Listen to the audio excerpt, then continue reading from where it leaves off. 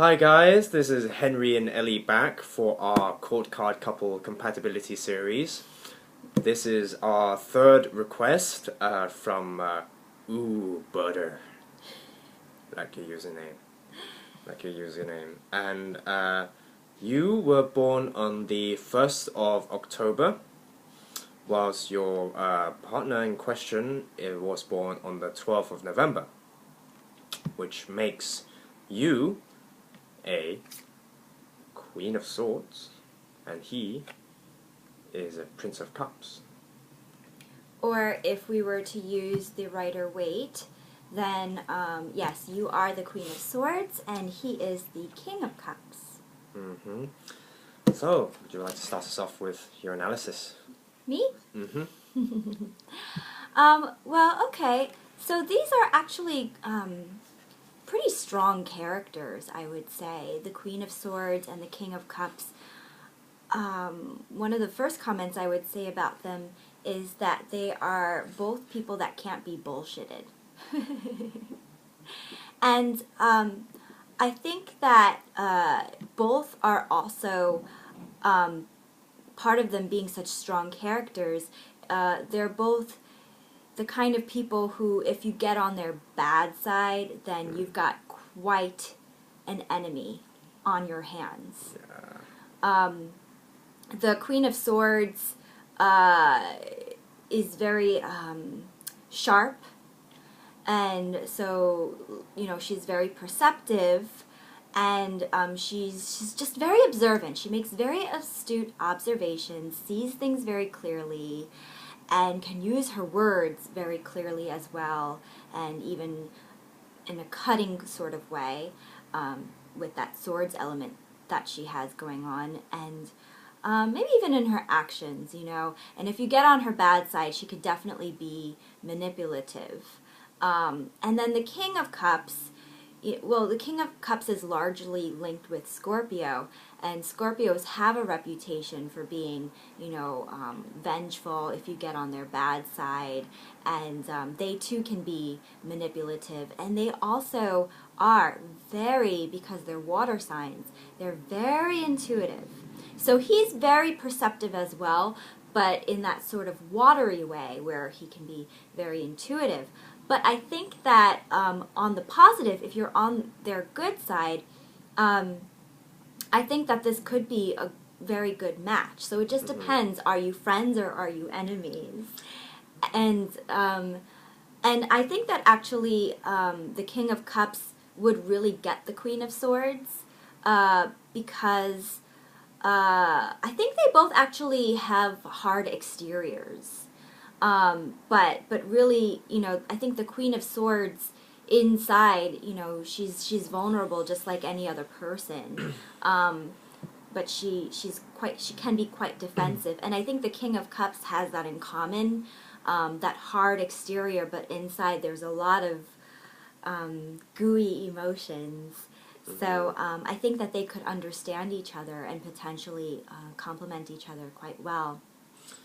Yeah, and I would say that the kind of key thing with that to complement each other is to emphasize the commonalities between the two of you. Well, these two cards, because they share the similarity of they're both water and air, you know, and they're kind of opposites in the emphasis of those elements.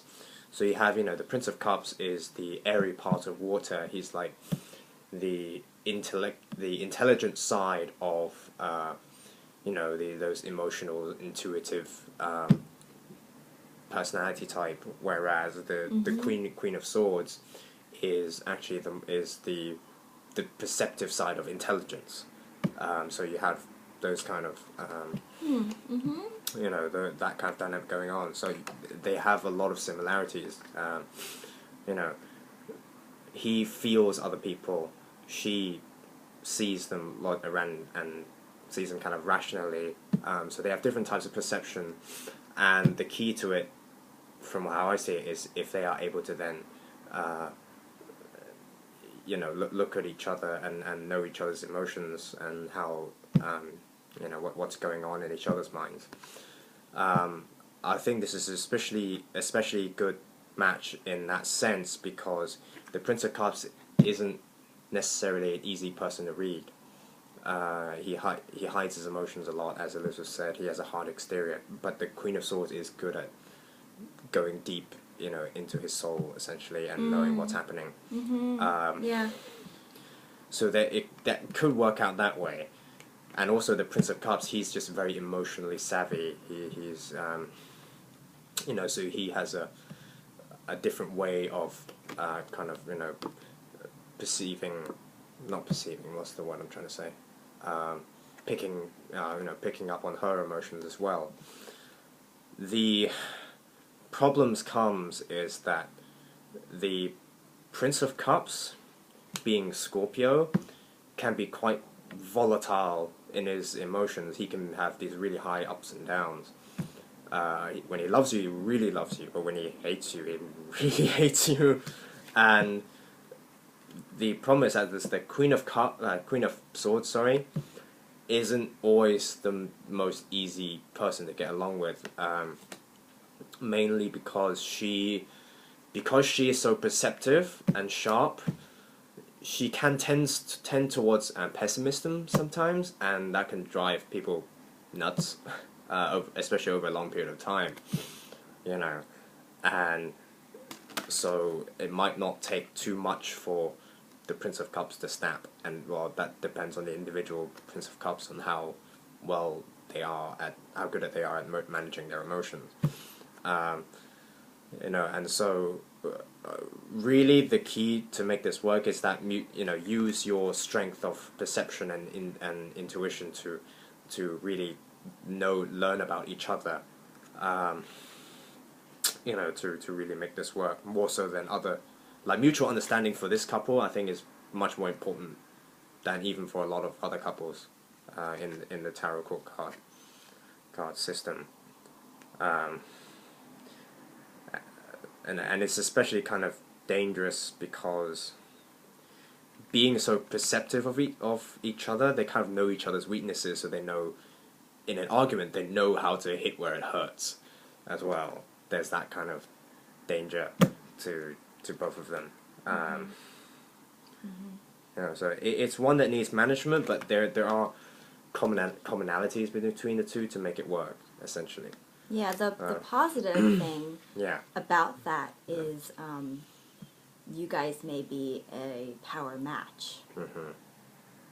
So one may not dominate over the other, and that may be a good thing.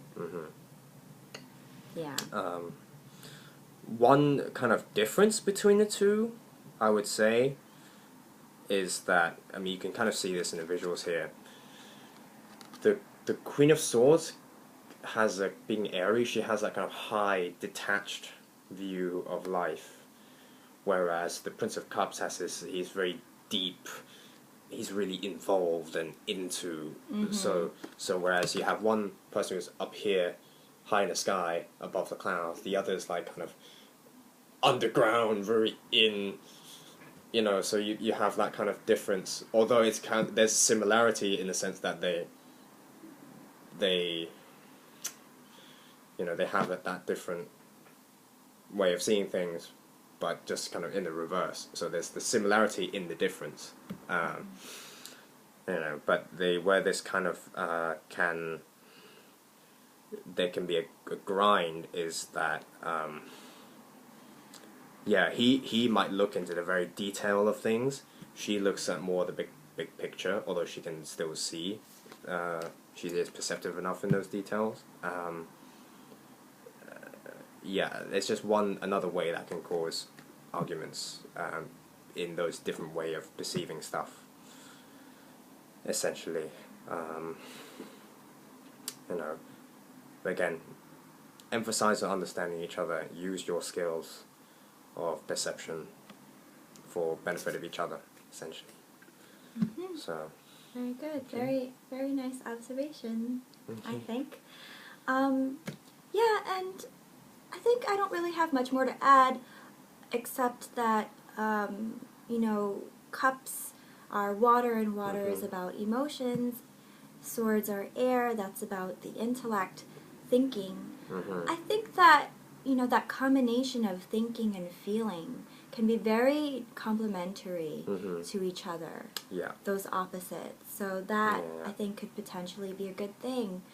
And also, what did I want to say? Well, what's interesting is that Libras, because the Queen of Swords is largely associated with Libra, what's always been kind of confusing and interesting to me was that, Libra has this reputation of being kind of a soft sign, very, people-pleasing, diplomatic, very relationship-oriented, ruled by Venus, the goddess of love and pleasure and harmony. But then you've got the Queen of Swords here, which has, to me, a contrasting image. And I've wondered about that. Like, why, did, the Golden Dawn system, the Hermetic Order of the Golden Dawn, link, Libra to the Queen of Swords. And I realized, I think Libra needs a broader interpretation, astrologically speaking, because Libra is a cardinal sign. Yeah, I was just thinking that. And cardinal signs are leaders, and they are the initiators. Their birthdays land on when seasons begin. So you have to have a lot of strength and a lot of energy to get that kind of thing going. So Libra needs a little more cred, is basically what I'm saying. I mean, I think even though Libra has a reputation of sort of, people-pleasing and whatever, but really she's a manager of people, which does involve compromise, but it also involves being tough sometimes, and that's why she has the sword. She has that strength and even aggression, you could say. Because if you think about it, Libra is the opposite to Aries, but opposites also have elements of one another. So she definitely does have that fire. Opposites are the same. So Libra definitely has some fire of Aries, maybe just a bit more deep down. Yeah. So I think that's wraps up for me. You have anything you want to add? Well, I guess to just finish up what I was saying. Okay. Was that, Scorpio has a reputation for being so intense and severe and strong in that sort of way. But I think, Libra, as represented by the Queen of Swords, can certainly be his match. Yeah. So, I mean, definitely, it really depends, I think, on how you converge. And if you're on each other's, are you on each other's good side or not?